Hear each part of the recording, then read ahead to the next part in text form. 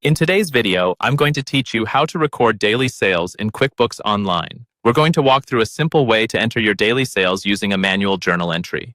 This method is especially helpful if you receive a single daily deposit from your payment processor or point-of-sale system instead of individual payments for each sale. First, sign into your QuickBooks Online account and go to the main dashboard.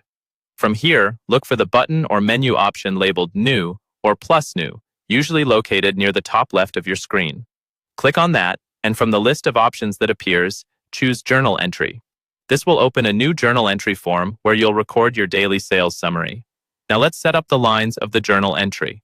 On the first line, under the Account column, select your bank account, the one where the actual deposit landed. This will be a debit line. In the debit column, enter the net amount that was deposited into your bank. This is the amount you see on your bank statement for that day's sales after any fees or discounts. On the second line, choose your sales income account. This is usually labeled something like sales, sales income, or product sales.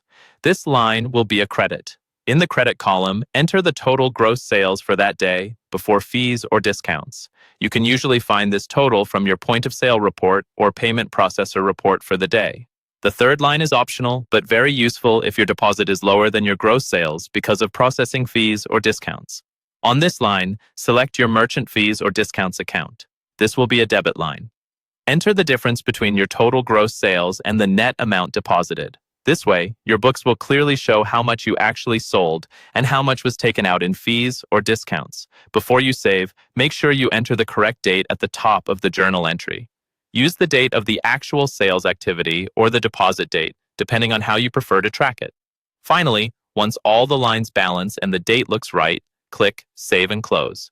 That's all you need to record your daily sales in QuickBooks Online using a manual journal entry, keeping your income, bank, and fees properly aligned.